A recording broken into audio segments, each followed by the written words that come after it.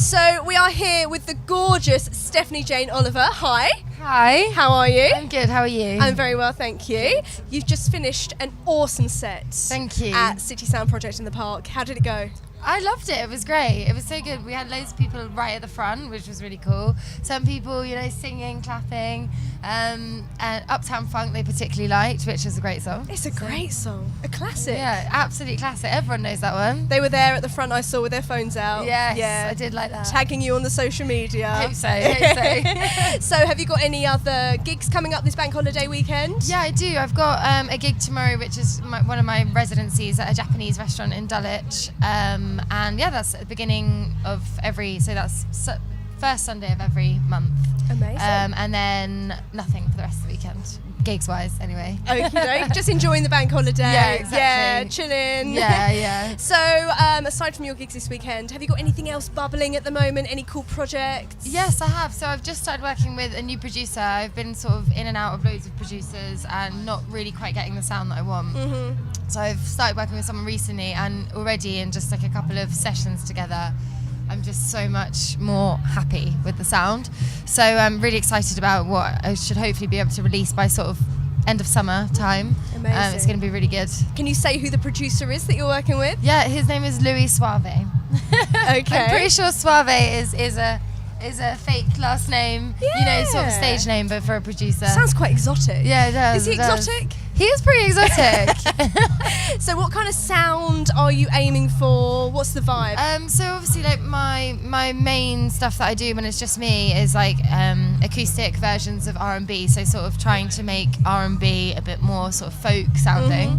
Mm-hmm. But with my producer and the songs I release, I sort of want to go the other way with it. Mm-hmm. So having an electronic sound and something that's almost quite a commercial sound, but with those sort of folky connotations that would relate me back to my guitar if I was to play them live and people can enjoy. Something that people are kind of latch onto when they hear it, because it's kind of what we like to hear, but with a little bit of a twist on it. Exactly. To get people thinking. Yes. So do you write the lyrics to these new I do, tracks? yeah. So I mostly just come out with the melodies, and then quite often it will be like, oh, actually I quite liked what that was, because it's just sort of what's come out of my head, and then I'll adjust the lyrics, because obviously it's very hard to actually write lyrics that actually have a story sort of finish to end, rather than just a jumble of emotions that come out. Yeah. Where do you find the best places where you get all your kind of inspiration, your ideas, lyrics from? Quite often when I'm driving in the car. Yeah. So I'll record stuff on my phone, and Yeah. if I'm listening to the radio or listening to any of my songs,